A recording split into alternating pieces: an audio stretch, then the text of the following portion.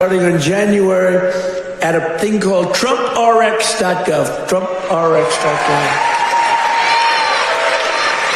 But this is the biggest thing ever to happen on drug prices, pharmaceutical prices, and it will also tremendously it's going to reduce the cost of healthcare, because healthcare is probably 50% about drugs, right? Your drugs are coming down at levels that nobody ever thought was possible. This achievement alone should win us the midterms. You know, if we did nothing else, I said today, you know, you're talking about like this massive reduction in drug prices that affects everybody. Older people, younger people, middle-aged people, sick people, well people. It's not just like patients, it's everybody. It could never happen. Nobody would ever have done this. It was very hard to do. I had countries laughing at me. I said, listen, you're going to have to double and triple your drug prices. They said France, as an example, UK, European Union. They said, you must be kidding.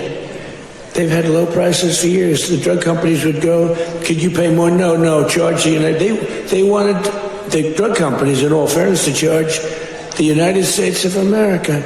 And they made up all sorts of crap. Well, research and development. I said, well, what about research and development? Why aren't they paying also for research? Well, it just never worked that way. They used to use, remember, research and development, that's why we pay more. I say 12 times more. Why?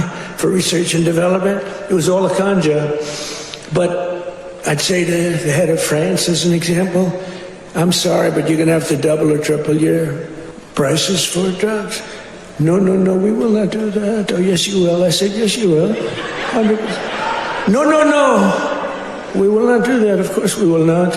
I can't do that. I said, yes, you will. No, I won't. Yes, you will.